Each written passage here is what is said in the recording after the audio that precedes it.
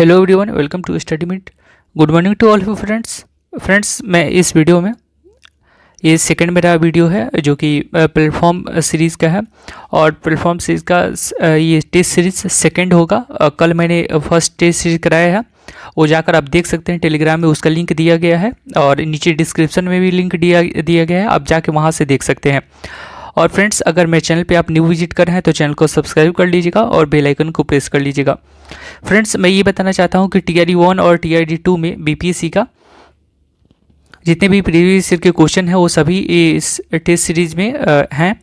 और इसमें 40 मार्क्स का GK होगा, जो कि हम पूरे फुल डिस्कशन के साथ कराने वाला हूँ। और फ्रेंड्स, मैं ऑलरेडी एक वीडियो डाल चुका हूँ जो कि वो फर्स्ट हमारा प्रैक्टिस सेट था, तो आप जाकर देख सकते हैं और बहुत ही ये इम्पोर्टेंट होगा आपके लिए। तो चलिए फ्रेंड्स, इसको भी देखिए और अच्छा लगे, अगर वीडियो हेल्पफुल लगे तो दोस्तों तक जरूर शेयर कीजिएगा। चलिए फ्रेंड्स, स्टार्ट करते हैं। फर्स्ट मेरा क्वेश्चन है कि बिहार का कौन सा जिला जो है वह जिला जूट उत्पादन में अग्रणी है। बिहार का कौन सा जिला जूट उत्पादन में अग्रणी है? तो इसमें हमारा होगा आंसर पूर्णिया हो जाएगा, ऑप्शन बी होगा। चलिए फ्रेंड्स, तो मैं थोड़ा सा डिस्कशन करता हूँ कि ये तो बिहार का कौन सा जिला जो है जूट उत्पादन में अग्रणी पूर्णिया है, लेकिन फर्स्ट में तो पूर्णिया हो गया और ये फर्स्ट में हो गया पूर्णिया हो गया। सेकंड में हमारा हो जाएगा किशनगंज हो जाएगा और थर्ड में हो जाएगा कटिहार हो जाएगा, जो कि ऑप्शन में इसमें नहीं दिया गया है। तो यहाँ पे थर्ड में यहाँ पे लिख देते हैं कटिहार हो जाएगा,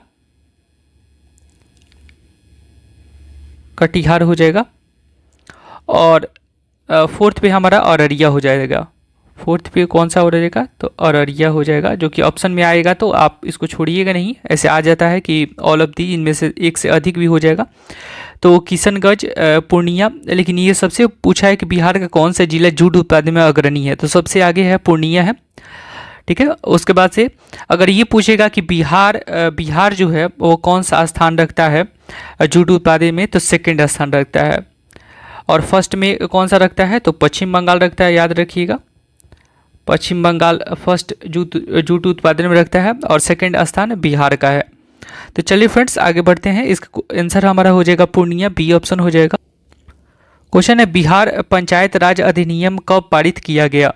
तो बिहार पंचायत राज अधिनियम जो है वह 2006 में पारित किया गया। ऑप्शन हमारा क्या हो जाएगा? सी हो जाएगा, जो कि बिहार पंचायत राज संशोधन अधिनियम 2021 बनाया गया है। और यह बिहार में नगरपालिका का चुनाव 2 चरणों में दिसंबर 2022 में हुआ है, याद रखिएगा। और बिहार में प्रथम बार मेयर का चुनाव प्रत्यक्ष रूप से जनताओं द्वारा किया गया है। और इसका बिहार का मुख्य निर्वाचन अधिकारी दीपक प्रसाद हैं, याद रखिएगा। 2023 के अनुसार, ये 2023 के अनुसार जो है इसका बिहार का मुख्य निर्वाचन अधिकारी जो हैं, यहाँ पे लिख देते हैं, मुख्य निर्वाचन अधिकारी जो हैं वो कौन है? तो मुख्य निर्वाचन अधिकारी जो हैं वो दीपक प्रसाद हैं, याद रखिएगा। दीपक प्रसाद हैं, जो कि बिहार के मुख्य निर्वाचन अधिकारी हैं, दीपक प्रसाद। तो 2023 के अकॉर्डिंग है, 2023 जून 2023 के बाद से ये मुख्य निर्वाचन अधिकारी दीपक प्रसाद हैं। तो बिहार पंचायत राज अधिनियम कब पारित किया गया था? 2006 में पारित किया गया था। और उसके बाद से 2022 में 2 चरणों में मतदान हुआ था, जो कि नगरपालिका का हुआ था। और मेयर का प्रथम चुनाव जो है वो बिहार में प्रथम बार मेयर का चुनाव प्रत्यक्ष रूप से जनताओं द्वारा किया गया था। तो आंसर हमारा क्या हो जाएगा? आंसर हमारा हो जाएगा सी हो जाएगा, 2006 हो जाएगा। क्वेश्चन है फ्रेंड्स, कुंवर सिंह के विरुद्ध आरा में अंग्रेजी फौज का नेतृत्व करने वाला पहला सेना नायक इनमें से कौन था? तो बताना है, कुंवर सिंह के विरुद्ध आरा में अंग्रेजी फौज का नेतृत्व करने वाला पहला सेना नायक इनमें से कौन था? तो आंसर हमारा हो जाएगा कैप्टन डनवर था। सॉरी फ्रेंड्स, कैप्टन डनवर ही हो जाएगा। ऑप्शन हमारा बी हो जाएगा, क्योंकि यह कैप्टन डनवर जो था वह जगदीशपुर में विद्रोह कुंवर सिंह ने किया था। और कुंवर सिंह की मृत्यु के बाद विद्रोह का नेतृत्व इनके भाई अमर सिंह ने किया था। और अंत में विलियम टेलर एवं विसेंट आयर ने यहाँ विद्रोह को दबा दिया। ठीक है फ्रेंड्स। लेकिन ये बता रहा है कि कुंवर सिंह के विरुद्ध आरा में अंग्रेजी फौज का नेतृत्व करने वाला पहला सेनानायक था जो था वो कैप्टन डनवर ही था। तो याद रखिएगा। और कुंवर सिंह जो थे वो कहाँ से थे, तो आरा से ही थे, आरा के जगदीशपुर से थे, याद रखिएगा फ्रेंड्स। तो आंसर हमारा क्या हो जाएगा, बी हो जाएगा। अगला क्वेश्चन है, और एक चीज़ और याद रखिएगा फ्रेंड्स कि कुंवर सिंह ने ये भी कहा था, उनका स्लोगन था कि मैं जहाँ भी हूँ वही जगदीशपुर है। याद रखिएगा, मैं जहाँ भी हूँ वही जगदीशपुर वही है। तो इनका स्लोगन था, कुंवर सिंह का था, याद रखिएगा। अगला क्वेश्चन है, 15वें पुरुष हॉकी विश्व कप 2023 का विजेता कौन रहा। 15वें पुरुष हॉकी विश्व कप 2023 का विजेता कौन रहा, तो 41 का आंसर हमारा क्या हो जाएगा, सी हो जाएगा, जर्मनी रहा है। 15वें पुरुष हॉकी विश्व कप 2023 विजेता टीम कौन रहा है, तो ये जर्मनी रहा है, क्योंकि भारत के ओडिशा में संपन्न जो FIH पुरुष हॉकी विश्व कप 2023 हुआ था उसके विजेता टीम जर्मनी रहा और उप विजेता टीम बेल्जियम रहा। इसको हम लिख देते हैं यहाँ पे, ये बेल्जियम जो है उप विजेता रहा है, उप विजेता रहा है, याद रखिएगा। जर्मनी जो है वो विजेता रहा है 2023 में, और उप विजेता रहा है कौन रहा है, तो बेल्जियम रहा है। और यह 15वें पुरुष हॉकी विश्व कप था, याद रखिएगा यहाँ पे, जो कि कहाँ हुआ था, ये तो उड़ीसा में हुआ था, याद रखिएगा। यह आयोजन इसका कहाँ हुआ था, तो उड़ीसा में हुआ था, याद रखिएगा। आयोजन इसका उड़ीसा में हुआ था। और तो याद रखिएगा 15वें विश्व कप का आयोजन जो हुआ था कहाँ हुआ था, तो उड़ीसा में हुआ था। नेक्स्ट क्वेश्चन है, नीति आयोग के CEO कौन है। अभी बताना है कि नीति आयोग के CEO कौन है, तो डॉक्टर BR सुब्रमण्यम है, डॉक्टर BR सुब्रमण्यम है। ऑप्शन हमारा क्या हो जाएगा, सी हो जाएगा। क्योंकि अच्छा फ्रेंड्स, ये बताना चाहता हूँ कि नीति आयोग के जो अध्यक्ष जो होते हैं वो कौन होते हैं, तो नीति आयोग के अध्यक्ष जो होते हैं वो हमारे प्रधानमंत्री होते हैं। और नीति आयोग का स्थापना जो हुआ था 1 जनवरी 2015 को हुआ था, याद रखिएगा। 1 जनवरी 2015 से इसका 1 जनवरी 2015 को ये बनाया गया था नीति आयोग, जो कि, और इसके उपाध्यक्ष जो थे वो अरविंद पनगड़िया थे, याद रखिएगा उस समय। और अभी जो है इसके CEO जो है वो BVR सुब्रमण्यम है। तो ऑप्शन हमारा सी हो जाएगा। क्वेश्चन है, 17 सितंबर 2023 को सिक्किल नाटेशन नीला का निधन हो गया, वह कौन थी, तो वह थी याद रखिएगा, वह थी बांसुरी वादक थी। ऑप्शन हमारा बी हो जाएगा। 17 सितंबर 2023 को सिक्किल नाटेशन नीला का निधन हो गया था, वह थी बांसुरी वादक, तो याद रखिएगा। और बांसुरी वादक थी जो कि, तो फ्रेंड्स ये कर्नाटक से थी, याद रखिएगा। सिक्किल नाटेशन जो थी वो कर्नाटक से बिलोंग करती थी। अगला क्वेश्चन है, विश्व बैंक के अध्यक्ष पद के लिए अजय बंगा का नामांकन किस देश से हुआ था, तो विश्व बैंक के अध्यक्ष पद के लिए अजय बंगा का नामांकन किस देश से हुआ था, तो इसका आंसर हमारा हो जाएगा USA। ऑप्शन हमारा बी हो जाएगा, यूनाइटेड स्टेट ऑफ अमेरिका हो जाएगा, क्योंकि विश्व बैंक के अध्यक्ष पद के लिए अजय बंगा का नामांकन USA देश से हुआ था। वर्तमान में विश्व बैंक के ये अध्यक्ष हैं अजय बंगा, वर्तमान में ये क्या है, तो विश्व बैंक के अध्यक्ष हैं, याद रखिएगा। विश्व बैंक का अध्यक्ष हैं कौन है, तो अजय बंगा, याद रखिएगा। और विश्व बैंक के अध्यक्ष हमेशा USA से ही होते हैं, तो इसलिए इनको विश्व बैंक का अध्यक्ष बनाया गया है, अजय बंगा को। अगला क्वेश्चन है कि बल की इकाई जो है वह डैश है, तो बल की इकाई जो है वह क्या है, तो केजी मीटर सेकेंड अपर -2 हो जाएगा। ऑप्शन हमारा बी हो जाएगा, क्योंकि याद रखिएगा। और सबका अलग अलग होता है। पृष्ठ तनाव का न्यूटन प्रति मीटर होता है, जड़त्व आघूर्ण का होता है किलो वर्ग मीटर होता है, श्यानता का क्या होता है, न्यूटन प्रति सेकंड स्क्वायर होता है, और त्वरण का मीटर प्रति, त्वरण का याद कर लीजिएगा, बहुत ही इंपॉर्टेंट है, ये ज़्यादा पूछते रहता है। त्वरण का होता है मीटर प्रति सेकंड स्क्वायर होता है, मीटर प्रति सेकंड स्क्वायर होता है त्वरण का। और कार का होता है न्यूटन मीटर या जूल होता है। घनत्व का होता है किलो ग्राम प्रति घन मीटर होता है। याद रखिएगा, कार्य का भी याद रख लीजिएगा। कार्य का क्या हो जाएगा, न्यूटन मीटर होता है, न्यूटन मीटर होता है या जूल होता है, या जूल हो जाता है, न्यूटन मीटर या जूल हो जाता है। चलिए फ्रेंड्स, अगला क्वेश्चन है कि ऑक्सीजन के एक अणु का द्रव्यमान जो है वह है, तो ऑक्सीजन के एक अणु का द्रव्यमान जो है वह कितना है, तो 32 ग्राम है। याद रखिएगा, ऑप्शन हमारा क्या हो जाएगा, बी हो जाएगा, क्योंकि ऑक्सीजन जो होता है O2 होता है, और ऑक्सीजन जो होता है कितना होता है, 16 होता है, तो 16 2 जा कितना हो जाएगा, 32 हो जाएगा। तो इसलिए इसका जो द्रव्यमान होता है वो 32 होता है, याद रखिएगा। और 1 मोल में 16 होते हैं, तो 2 मोल में कितने हो जाएंगे, 32 ग्राम हो जाएंगे। और एवोगाड्रो संख्या का याद रखिएगा, एवोगाड्रो संख्या का यहाँ पे ये जो है यहाँ पे दिया हुआ है, तो ये गलत दिया हुआ है, यहाँ पे बता रहा हूँ। एवोगाड्रो संख्या का जो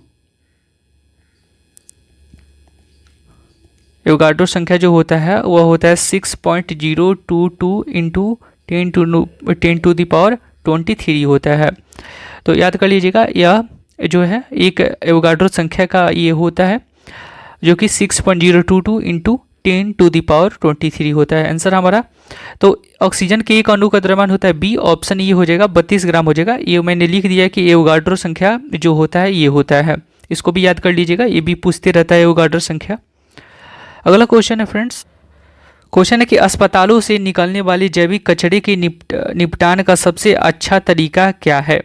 अस्पतालों से निकलने वाले जितने भी जैविक कचरे हैं उनका निपटान का सबसे अच्छा तरीका कौन सा है, तो उसका अच्छा तरीका है कि भस्मीकरण, ऑप्शन हमारा सी हो जाएगा, भस्मीकरण, उसको जला दीजिए सबसे अच्छा। और कंपोस्टिंग विधि के तहत सूक्ष्म जीवों की संख्या में वृद्धि करने के लिए उद्देश्य प्रदूषण जो होता है वो मृदा के साथ कृषि अपशिष्ट को मिलाया जाता है, तो ये भी जान लीजिए फ्रेंड्स। और अस्पताल से जितने भी जैविक कचरे निकलते हैं उसको भस्मीकरण में जला देना चाहिए, क्योंकि उसको फिर कहीं दूसरे जगह रखने पे क्या होता है कि हमारा जो बैक्टीरिया होता है वो भी और उत्पन्न होता है, तो इसलिए हमें उसको भस्मीकरण करना चाहिए। तो ऑप्शन हमारा क्या हो जाएगा, सी हो जाएगा। अगला क्वेश्चन है, मानव कान में इनमें से कौन सा हड्डी पाया जाता है, तो बताइए मानव कान में इनमें से कौन सा हड्डी पाया जाता है।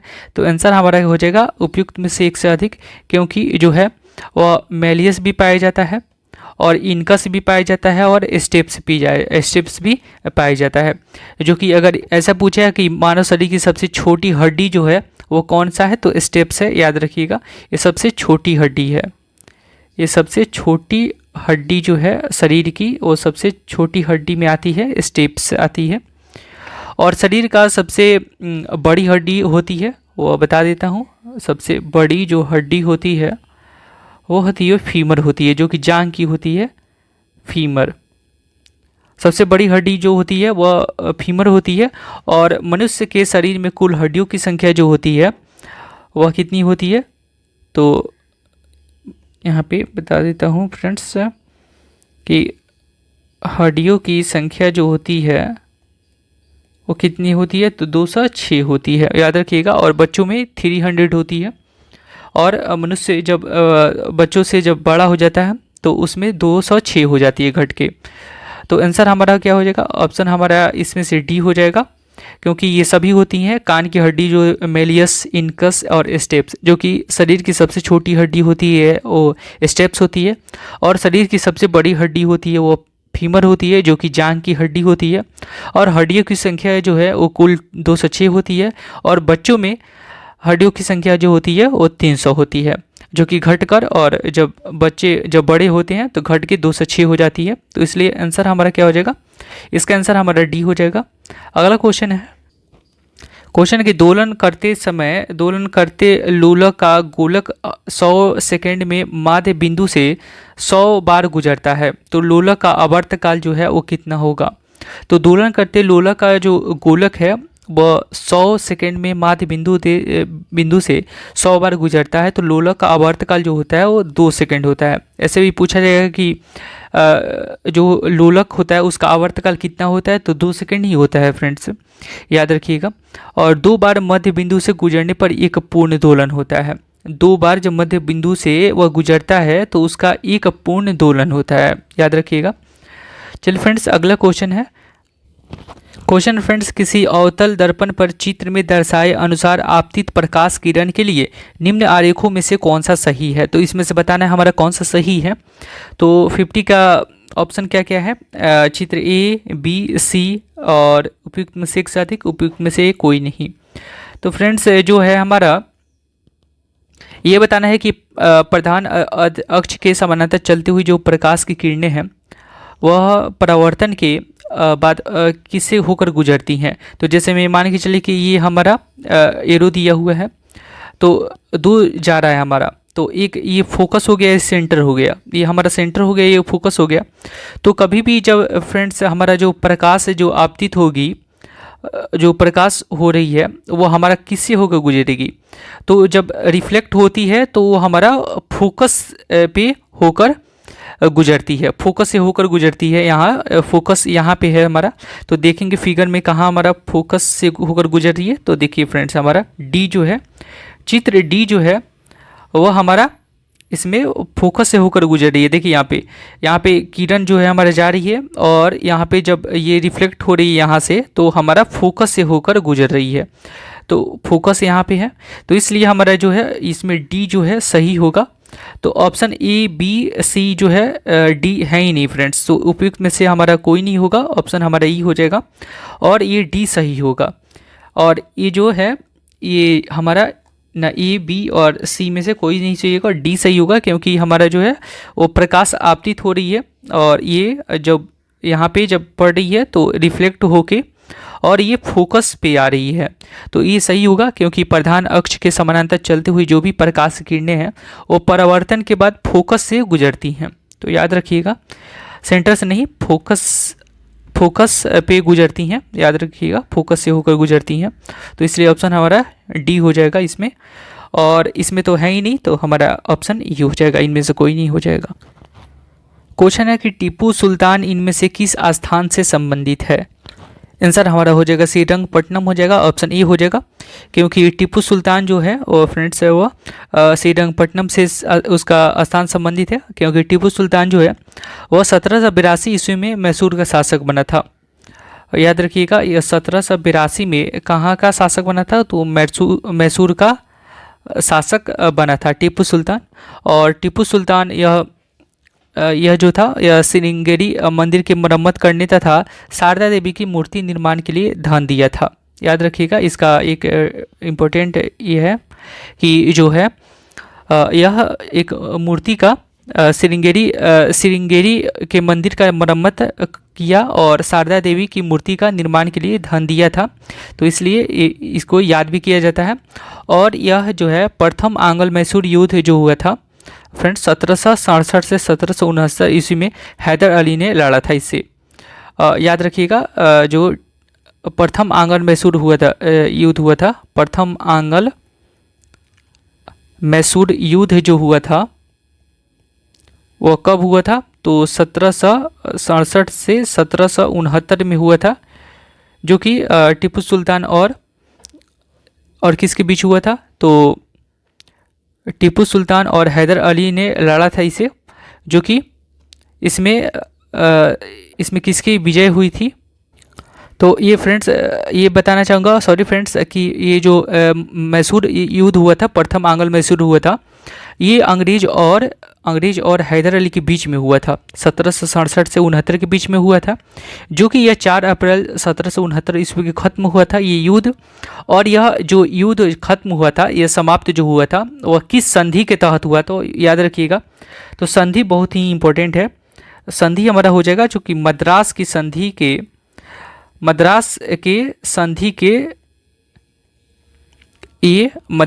संधि से समाप्त हुआ था। याद रखिएगा, मद्रास के संधि से समाप्त हुआ था, जो कि हैदर अली लगभग अंग्रेजों से यह जो है मद्रास जो है वह लगभग अपने राज्य जो है वह अपने अधिक्रमण में कर लिया था, उसको लगभग कर लिया था।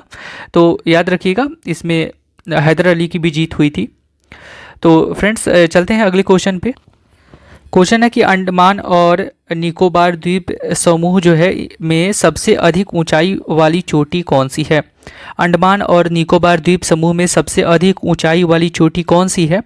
तो आंसर हमारा हो जाएगा सैडल पीक हो जाएगा, ऑप्शन ए हो जाएगा, क्योंकि सैडल पीक जो है वो अंडमान और निकोबार द्वीप समूह में सबसे अधिक ऊंचाई वाली चोटी है।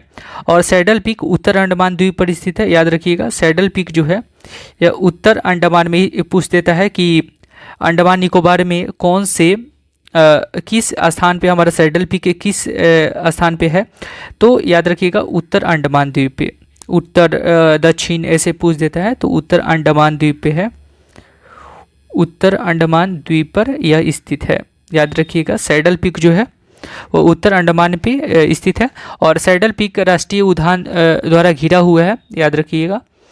और सैडल पीक की ऊंचाई जो है 737 मीटर है, याद रखिएगा कितनी है। तो इसकी ऊंचाई जो है, उसकी ऊंचाई जो है 737 मीटर है, याद रखिएगा फ्रेंड्स।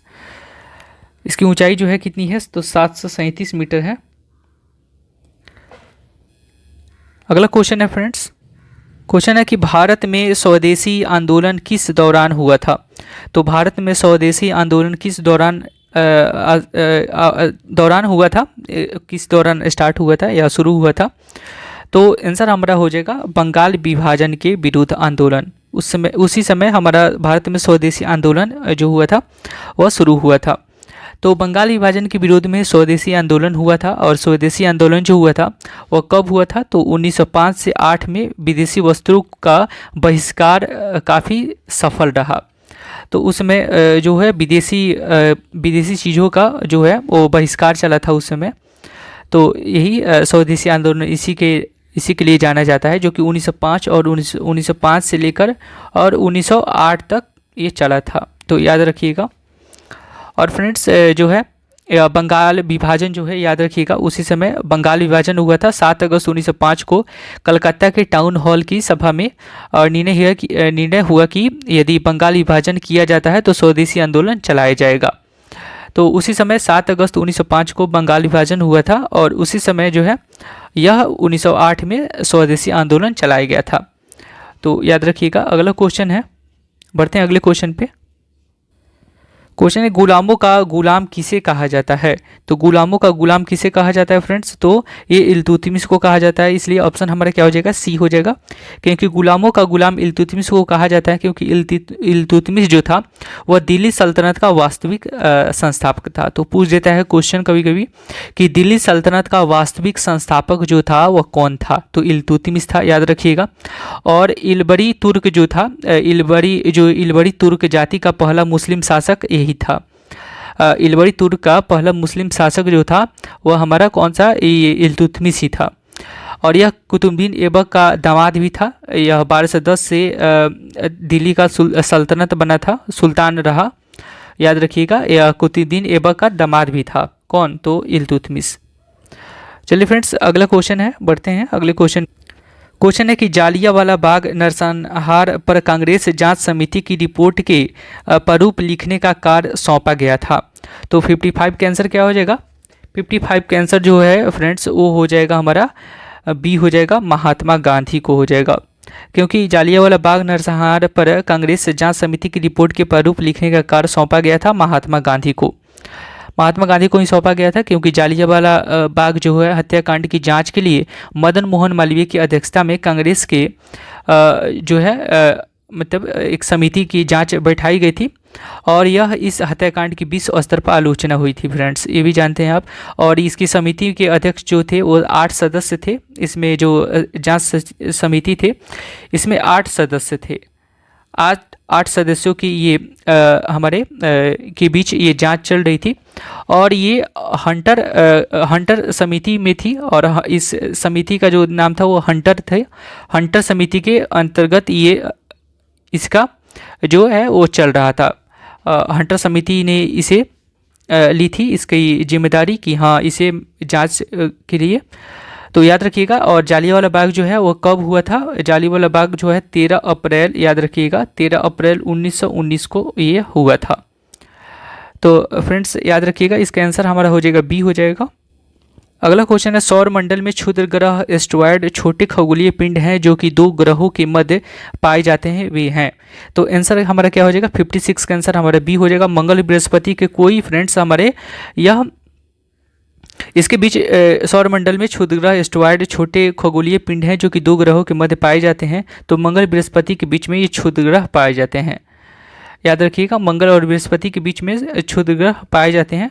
और बुध जो है, बुध और शुक्र का फ्रेंड्स कोई भी ग्रह कोई भी उपग्रह नहीं होता। याद रखिएगा, बुध और शुक्र का कोई भी उपग्रह नहीं होता, याद रखिएगा। तो आंसर हमारा क्या हो जाएगा, आंसर हमारा बी ही होगा। क्वेश्चन है, महाबलीपुरम के रथ मंदिर का निर्माण किस शासक ने करवाया था। तो महाबलीपुरम के रथ मंदिर के निर्माण जो है वह कराया था तो नरसिंह वर्मन प्रथम ने करवाया था। याद रखिएगा, नरसिंह वर्मन प्रथम ने कराया था, इसलिए ऑप्शन हमारा क्या हो जाएगा, बी हो जाएगा। नरसिंह वर्मन जो था वो पल्लव शासक की उपाधि महापल थी और उन्होंने ही महाबलीपुरम शहर की स्थापना करवाया था। तो नरसिंह वर्मन ने ही महाबलीपुरम शहर की स्थापना भी करवाया था। और महाबलीपुरम जो है वह तमिलनाडु में बंगाल की खाड़ी के तट पर अवस्थित है। याद रखिएगा, महाबलीपुरम जो है वह कहाँ स्थित है, तो तमिलनाडु के तट पर स्थित है, तमिलनाडु के तट पर स्थित है, याद रखिएगा। और रथ मंदिर के पत्थर को काट कर की गई शिल्पकारी का अद्भुत एक यह महाबलीपुरम को जाना जाता है। तो फ्रेंड्स आंसर हमारा क्या हो जाएगा, बी हो जाएगा, नरसिंह वर्मन प्रथम। अगला क्वेश्चन है कि बंदी बनाए गए व्यक्ति के मौलिक अधिकारों की रक्षा किस अनुच्छेद में प्रदत्त है। तो आंसर हमारा सी हो जाएगा, अनुच्छेद 22 हो जाएगा, क्योंकि बंदी बनाए गए व्यक्ति के मौलिक अधिकारों की रक्षा अनुच्छेद 22 संरक्षण के प्रदान करता है। और यह अनुच्छेद फ्रेंड्स 22 जो है वो गिरफ्तार किए गए व्यक्ति को 24 घंटा के अंदर में न्यायालय में उपस्थित किए जाने का अधिकार देता है कि आप न्यायालय में 24 घंटे के अंदर में उपस्थित हो जाइए, नहीं तो अब फिर दूसरी कार्रवाई की जाएगी। तो जिसमें यात्रा का समय शामिल नहीं होता, मतलब यात्रा जो आने में और जाने में जो टाइम लगता है उसका आने में जो टाइम लगता है उसका समय इसमें शामिल नहीं किया जाता है। तो ये भी याद रखिएगा फ्रेंड्स।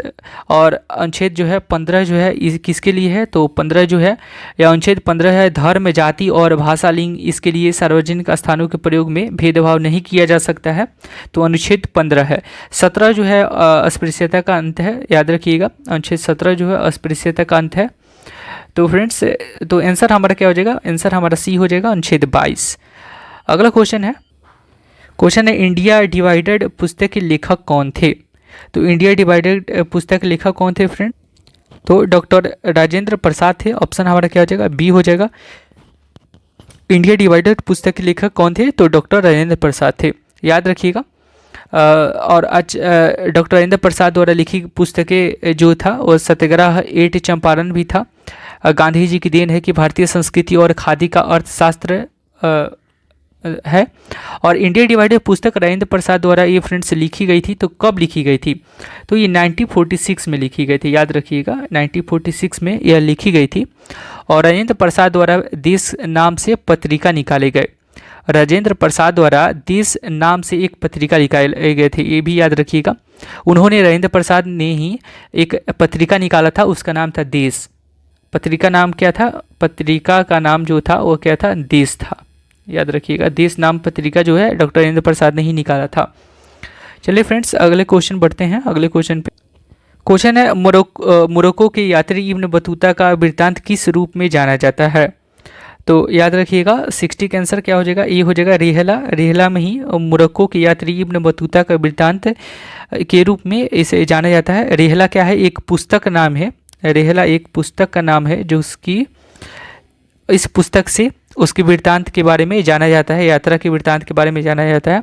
और यह मोहम्मद बिन तुगलक के शासन काल में भारत आया था, याद रखिएगा।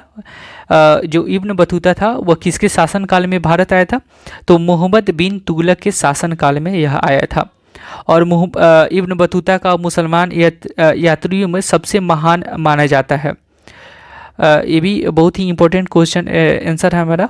और मोहम्मद बिन तुगलक ने इसे दिल्ली का काजी नियुक्त किया था, याद रखिएगा। इब्न बतूता को मोहम्मद बिन तुगलक ने ही इसे दिल्ली का काजी भी नियुक्त किया था और 7 वर्ष तक ये काजी के पद पर था फ्रेंड्स। इब्न बतूता जो था और 7 वर्ष जो ये था यह दिल्ली का काजी नियुक्त किया गया था। 7 वर्षों तक इसने रहा था अपने पद पे, तो याद रखिएगा। और 1354 में वे अपने वतन मोरक्को वापस चला गया था। ये कहाँ का था, याद रखिएगा। इब्न बतूता जो था ये कहाँ का था, तो मोरक्को का था, जो कि दिया हुआ है मोरक्को की यात्री इब्न बतूता, तो मोरक्को का था इब्न बतूता। आंसर हमारा ई हो जाएगा, रेहला। क्वेश्चन है, निम्नलिखित में से कौन सा तत्व भारतीय संविधान के भाग 4A मूल कर्तव्य में वर्णित नहीं है। तो आंसर हमारा क्या हो जाएगा, सी हो जाएगा, अपने माता पिता और गुरुओं का आदर करना। ऑप्शन सी हो जाएगा। यह जो है यह 4 कर्तव्य में वर्णित नहीं है, जो कि माता पिता और गुरुओं का आदर करना और मौलिक कर्तव्य का हिस्सा नहीं है। यह भारतीय संस्कृति का जीवंत परंपरा है, जो कि माता पिता और गुरुजनों का सामान अशोक का धर्म का अंग है, वहाँ पे किया गया था। और 42वां संविधान संशोधन द्वारा मौलिक कर्तव्यों को संविधान में शामिल किया गया था, याद रखिएगा। और यह जो 42वां संविधान संशोधन था मौलिक कर्तव्य, यह सरदार सोवन सिंह समिति की सिफारिश पर ही इसे संविधान में जोड़ा गया था, याद रखिएगा। तो अगले क्वेश्चन पे पढ़ते हैं फ्रेंड्स, ये इसका आंसर तो हमारा सी हो जाएगा। क्वेश्चन है कि भारत में अंग्रेजों के समय में प्रथम जनगणना कब हुई थी और किसके काल में हुई थी, किसके शासन काल में हुई थी। तो आंसर क्या हो जाएगा, आंसर हमारा सी हो जाएगा, लॉर्ड मेयो के कार्यकाल में हुई थी। और कब हुई थी, तो 1872 में हुई थी। उसके बाद से लॉर्ड रिपन के कार्य में हुई थी, तो 1881 में लॉर्ड रिपन के काल में हुई थी, याद रखिएगा। फर्स्ट जनगणना 1872 में लॉर्ड मेयो के कार्यकाल में हुई थी, और यह पहली जनगणना थी। और नियमित जनगणना जो है वो 1881 में हुई थी, जो कि लॉर्ड रिपन के कार्यकाल में हुई थी, याद रखिएगा। और 1921 में भारतीय जनसंख्या का महाविभाजन वर्ष भी कहा जाता है, याद रखिएगा। इसको हम लिख देते हैं, जनसंख्या का जनगणना का महाविभाजन वर्ष जो है वह 1921 को कहा जाता है। 1921 को महाविभाजन वर्ष कहा जाता है जनगणना का, याद रखिएगा। ये भी बहुत ही इंपॉर्टेंट आंसर हमारा हो जाएगा। महाविभाजन वर्ष जो है 1921 में हुआ था, तो याद रखिएगा। अगला क्वेश्चन है, निम्नलिखित में से किस मध्यकालीन शासक ने सार्वजनिक वितरण प्रणाली प्रारंभ की थी। तो 63 का आंसर क्या हो जाएगा, ये हो जाएगा, अलाउद्दीन खिलजी ने की थी। निम्नलिखित में से किस मध्यकालीन शासक ने सार्वजनिक वितरण प्रणाली प्रारंभ की थी, तो अलाउद्दीन खिलजी ने की थी, याद रखिएगा। 63 का आंसर क्या हो जाएगा, 63 का आंसर हमारा ये हो जाएगा, क्योंकि और बाजार नियंत्रण की नीति को अपनाया था इसने ही, खिलजी ने बाजार नीति को अपनाया था इसने, याद रखिएगा। बाजार नीति को इसी ने अपनाया था, किसने, तो अलाउद्दीन खिलजी ने। और इन्होंने जिसके अंतर्गत प्रत्येक वस्तु की कीमत को निर्धारित की गई थी कि कितनी उसको है, कितनी उसकी प्राइस है, कीमत है। और बाजार नियंत्रण के सर्वोच्च संगठन दीवान ए रियासत पद का गठन किया गया था। दीवान ए रियासत जो था वह बाजार नियंत्रण का था। और ये साहना मंडी हो गया, साहना ए मंडी साथ ही उसी ने स्टार्ट किया था। अलाउद्दीन खिलजी जो था उसका कार्यकाल जो था 1296 से लेकर और 1316 तक था, याद रखिएगा। और यह पहला सुल्तान था फ्रेंड जो कि दक्षिण भारत पर भी विजय किया था, याद रखिएगा। बहुत इंपॉर्टेंट है, जो पहला सुल्तान था जो कि दक्षिण भारत पे यह विजय किया था, दक्षिण भारत पे इसने विजय प्राप्त किया था, याद रखिएगा। चलिए फ्रेंड्स अगला क्वेश्चन बढ़ते हैं। अगले क्वेश्चन पे क्वेश्चन है, 1946 के कैबिनेट मिशन का नेतृत्व किया गया था। तो आंसर हमारा हो जाएगा सर पैथिक लॉरेंस द्वारा किया गया था। ऑप्शन क्या हो जाएगा, ऑप्शन ई हो जाएगा। कैबिनेट मिशन के अन्य सदस्यों में स्टैफोर्ड क्रिप्स और ए लॉरेंस जो थे, स्टैफोर्ड क्रिप्स और ए बी एलेक्जेंडर थे, जो कि इन्हीं के नेतृत्व में भी हुआ था। तो फ्रेंड्स आंसर क्या हो जाएगा हमारा, सर पैथिक लॉरेंस हो जाएगा, जो कि ये सर पैथिक लॉरेंस उस समय भारत सचिव के पद पर भी कार्यरत थे। और यह 1946 जो था यह मिशन था दिल्ली पहुंचा। सर पैथिक लॉरेंस का जो था 1946 में ही कैबिनेट मिशन का नेतृत्व किया गया था, जो कि सर पैथिक लॉरेंस द्वारा किया गया था। और यह 16 मई 1946 में मिशन अपना प्रस्ताव जो है प्रकाशित किए थे, तो याद रखिएगा। और कैबिनेट मिशन उसी समय कैबिनेट मिशन 24 मार्च 1946 को दिल्ली पहुंचा था। और उसी समय कैबिनेट मिशन ने पाकिस्तान की मांग को अस्वीकार किया था। तो याद रखिएगा आंसर हमारा क्या हो जाएगा, आंसर हमारा हो जाएगा ऑप्शन ए हो जाएगा, सर पैथिक लॉरेंस हो जाएगा। क्वेश्चन है अरविंद घोष को किस मामले में गिरफ्तार किया गया था। तो आंसर क्या हो जाएगा फ्रेंड्स, अरविंद घोष को किस मामले में गिरफ्तार किया गया था। तो इनको अलीपुर बम कांड जो हुआ था, मामला हुआ था, उसी में इनको गिरफ्तार किया गया था। और अलीपुर बम कांड को ही मनिकतल्ला बम संयंत्र या सम्राट बनाम अरविंद घोष के नाम से भी जाना जाता है। और इनको 1908 में भारत में प्रायोजित एक आपराधिक मामला था, उसी में इनको गिरफ्तार किया गया था, याद रखिएगा। तो इसलिए आंसर हमारा क्या हो जाएगा, अलीपुर बम मामला हो जाएगा, आंसर हमारा ई हो जाएगा।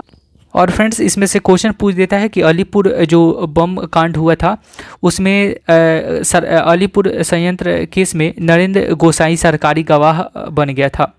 तो उस समय एक गवाह जो बना था वो कौन सरकारी गवाह बना था, तो नरेंद्र गोसाई, याद रखिएगा। उस समय सरकारी गवाह जो है वह कौन बना था, तो नरेंद्र गोसाई बना था, याद रखिएगा, नरेंद्र गोसाई। तो आंसर हमारा क्या हो जाएगा, ई हो जाएगा, ऑप्शन ई हो जाएगा। क्वेश्चन है नर्मदा एवं ताप्ती नदियों के मध्य स्थित है। तो नर्मदा एवं ताप्ती नदियों के बीच में स्थित है वह है सतपुड़ा श्रेणी, ऑप्शन क्या हो जाएगा हमारा बी हो जाएगा। नर्मदा और ताप्ती नदियों के मध्य सतपुड़ा श्रेणी स्थित है और सतपुड़ा पर्वत श्रृंखला जो है नर्मदा और ताप्ती के जल विभाजक का काम करता है। तो इसलिए आंसर हमारा क्या हो जाएगा, आंसर हमारा बी हो जाएगा। और इनका फैलाव जो है गुजरात पूर्व से उत्तर प्रदेश का मिर्जापुर तक है, याद रखिएगा। इनका फैलाव कहाँ से है, कहाँ तक है, तो सतपुड़ा पर्वत, सॉरी फ्रेंड्स, इनका फैलाव जो है गुजरात पूर्व से लेकर और उत्तर प्रदेश का मिर्जापुर तक है, जो कि उत्तर प्रदेश में ही पड़ता है। और यह नर्मदा और ताप्ती पूर्व से पश्चिम की ओर प्रवाहित होती हैं, याद रखिएगा। नर्मदा ताप्ती जो है यह पूर्व से, यहाँ पे लिख देते हैं, नर्मदा ताप्ती जो है यह पूरब से पश्चिम की तरफ प्रवाहित होती हैं, पूरब से पश्चिम की तरफ प्रवाहित होती हैं, याद रखिएगा। अगला क्वेश्चन है C2H2 की सजातीय श्रेणी एवं यूपिक नेम का IUPAC नाम क्या है। तो आंसर हमारा क्या हो जाएगा, आंसर हमारा एल्काइन एवं एथाइन हो जाएगा, ऑप्शन बी हो जाएगा। C2H2 का सजातीय श्रेणी जो है इसका एल्काइन एवं एथाइन हो जाता है, आंसर हमारा क्या हो जाएगा, ऑप्शन बी हो जाएगा। अगला क्वेश्चन है दो प्रतिरोधकों 2 ओम 6 ओम को श्रृंखला सीरीज में जोड़ा जाता है और इस संयोजन को 12 वोल्ट बैटरी से जोड़ा जाता है। तो 6 ओम वाले प्रतिरोधक में धारा ज्ञात करें। तो क्या हो जाएगा फ्रेंड्स, आंसर हमारा क्या हो जाएगा, चलिए फ्रेंड्स इसको हम सॉल्व करते हैं। तो हमारा प्रतिरोधक जो होता है वो 2 ओम और प्लस 6 ओम है। तो ये मिलकर कितना हो जाएगा हमारा 8 ओम हो जाएगा, कितना हो जाएगा 8 ओम हो जाएगा फ्रेंड्स। और 8 ओम को, और नीचे हमारा दिया हुआ है 8 ओम जो है दिया हुआ है, और सॉरी फ्रेंड्स 8 ओम तो ये हो गया, लेकिन इसका संयोजन जो है वो कितना दिया हुआ है, तो 12 ओम दिया हुआ है, 12 ओम दिया हुआ है। तो 12 ओम 8 ओम, तो इसको काट दीजिए, 2 चौका 8 3 चौका 12, तो ये 1.5 ओम हो जाएगा, 1.5 एम्पियर हो जाएगा।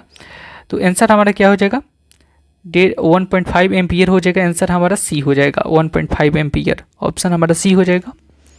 चलिए फ्रेंड्स अगला क्वेश्चन पर बढ़ते हैं। अगला क्वेश्चन हमारा निम्नलिखित में से कौन सा वर्ग आहार श्रृंखला का संघटक नहीं होता। तो आंसर हमारा क्या हो जाएगा, आंसर हमारा हो जाएगा पलवक, मानव और मछली टीडा हो जाएगा, और हमारा भेड़िया, घास, सांप, बाघ हो जाएगा।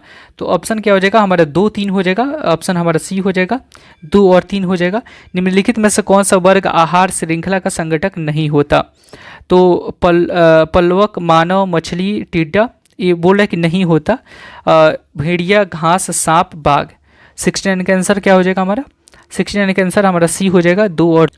तो फ्रेंड्स इसमें वर्ग आहार श्रृंखला का संघटक नहीं होता, इसलिए क्यों नहीं होता, क्योंकि जितने भी हमारे जितने भी आहार श्रृंखला है वो जीवों की ऐसी श्रृंखला है जहाँ सभी जीव अपने भोजन स्रोत के रूप में अगले जीव पर निर्भर होते हैं। तो इसमें से तो वो है नहीं, प्लवक है, मानव है, प्लवक तो मानव पर निर्भर नहीं करता है, भेड़िया घास पर निर्भर नहीं करती है, घास सांप पे निर्भर नहीं करता है, इसलिए हमारा आंसर हमारा हो जाएगा सेकंड और थर्ड हो जाएगा, ऑप्शन हमारा सी हो जाएगा। अगला क्वेश्चन है फ्रेंड, क्वेश्चन है निम्नलिखित युग्म में से गलत युग्म को चुनिए और उसे सही करके लिखिए। तो 70 का आंसर क्या हो जाएगा? आंसर जैसे में जैव आवर्धन, तो ये भोजन श्रृंखला के उत्तरोत्तर पोषी स्तरों पर रसायनों का एकत्रीकरण, तो आंसर तो ये 70 का ये सही है हमारा। तो इसमें गलत कौन सा है तो ये बताना है। तो पारितंत्र है जो कि पर्यावरण के जैविक संगठक है, तो यही हमारा गलत हो जाएगा, जो कि ये नहीं होगा। तो होगा क्या फ्रेंड्स हमारा?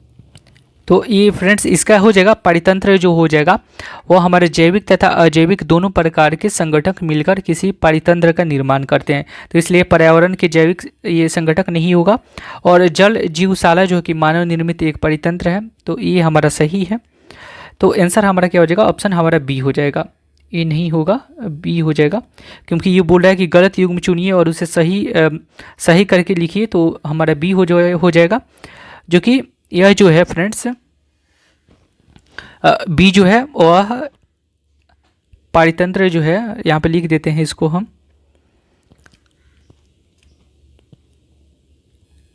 जैविक तथा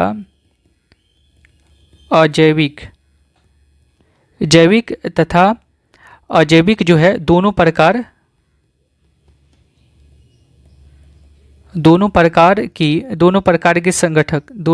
के संगठक जो है मिलकर किसी परितंत्र का निर्माण करते हैं। याद रखिएगा, किसी परितंत्र का निर्माण करते हैं। तो याद रखिएगा आंसर क्या हो जाएगा हमारा? ऑप्शन बी हो जाएगा, क्योंकि गलत है। परितंत्र जो है वो जैविक, यहाँ पे थोड़ा सा स्पष्ट लिख देते हैं, थोड़ा सा नहीं बुझा रहा होगा आपको, जैविक तथा अजैविक दोनों प्रकार के संगठक मिलकर किसी परितंत्र का निर्माण करते हैं। तो फ्रेंड्स हमारा यहीं पे 50 MCQ खत्म होता है। तो फ्रेंड्स कैसा लगा वीडियो? हेल्पफुल लगा तो जरूर फ्रेंड्स तक जरूर शेयर कीजिएगा, और आप बेल आइकन को प्रेस कर लीजिएगा ताकि आपको डेली वीडियो आपको समय से मिल जाए। तो फ्रेंड्स में 8 बजे आपके नोटिफिकेशन पे चला जाएगा, आप नोटिफिकेशन पे देख सकते हैं वीडियो। तो फ्रेंड्स चलिए अगले वीडियो फिर मिलते हैं। Thank you friends.